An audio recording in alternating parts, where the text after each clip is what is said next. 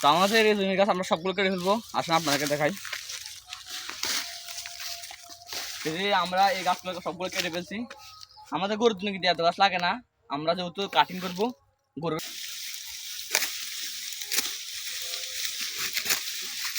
দেখেন 1টা 2টা 3টা 4টা 5টা 6টা।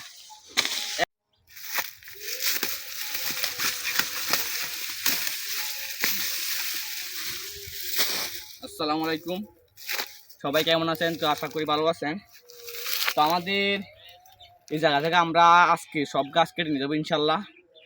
আমাদের এই গাছগুলো একদম পরিপক্ক হয়ে গেছে আলহামদুলিল্লাহ। এগুলো আমরা আগে 2বার 3বার কেটেছি গরুর জন্য।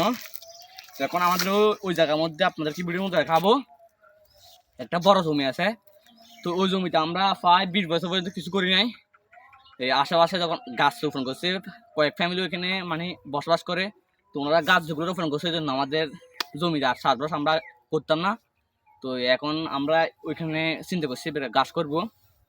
তো এই জন্য আমাদের এই গাছগুলো আমরা কাটি নাই। প্রথমে আমরা গরুর জন্য ধরেন 2 দিনের মধ্যে কেটেছি।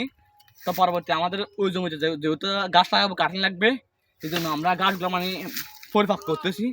আর এগুলো আলহামদুলিল্লাহ একদম কাটিং একদম পরিপক্ক হয়ে গেছে আলহামদুলিল্লাহ। তো আমরা এই গাছগুলো আজকে সবগুলো গাছ কেটে ফেলবো ইনশাল্লাহ। আর এই যে দেখেন আমাদের গাছগুলো কত বড় হয়েছে আলহামদুলিল্লাহ। এগুলো পাকচং গাছ সম্ভবত, তবু আমাদের এই গাছ সম্পর্কে তত বেশি অভিজ্ঞতা নাই। আমাদের দিকে এই গাছের প্রচলন নাই, শুধু আমি এবার নতুন, আমাদের দিকে আমি নতুন নিয়ে আসছি গাছটা। তো এটা কিন্তু অনেক বড় হয়ে যায়, একদম লম্বা হয়ে যায়, 8-10 পর্যন্ত হয়। তবু কিন্তু এই গাছের ফুল হয় না, পাকচঙের কিন্তু ফুল হয় না। পাকচং একদম অনেক বড় হয়ে গেলেও কিন্তু ফুল আসে না। তো এই জন্য বলতেছেন এটা পাকচং হবে। এখানে অনেক লম্বা, 7 ফিটের মতন হয়েছে লম্বা। তো আমাদের এই জমি গাছ আমরা সবগুলো কেটে ফেলবো। আসলে আপনাদেরকে দেখাই, আমরা এই গাছগুলো সবগুলো কেটে ফেলছি।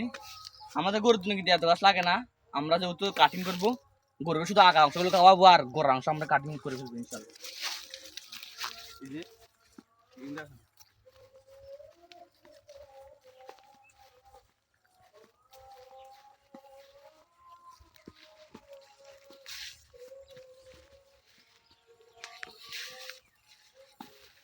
এই যে আমরা গত 1 সপ্তাহ অথবা 1 সপ্তাহ 10 দিন আগে এগুলো কেটেছি।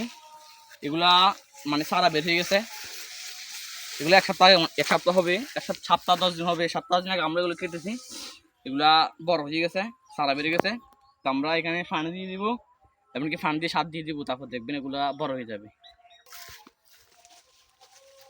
এগুলো একটু গোড়া অংশ একটু শক্ত, মানে গোড়া অংশ বেশি শক্ত নেই, কিন্তু আগার অংশ কিন্তু নরম।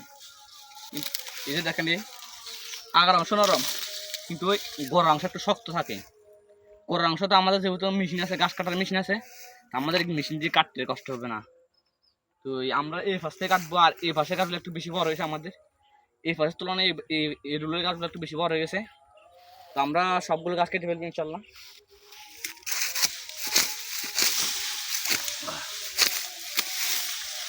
এই যে দেখেন এই কতগুলো আম হয়েছে দেখেন। এগুলো আরো যদি আমরা 10-15 দিন কাটতাম তাহলে আর একটু রসল হইতো। গাছগুলো একটু শক্ত হয়ে গেছে, ওই যে বয়স হয়েছে তো।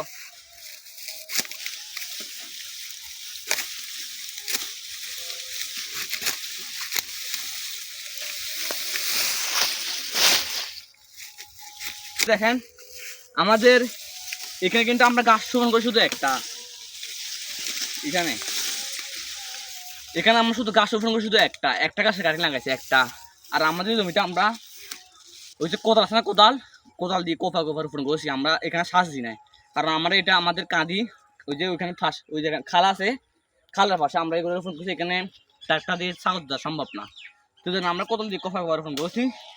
আমরা বেশি যত্ন করি নাই, বৃষ্টির পানি পড়ছে তখন, এখন তার বৃষ্টি হয়েছে, এখন শীতকাল।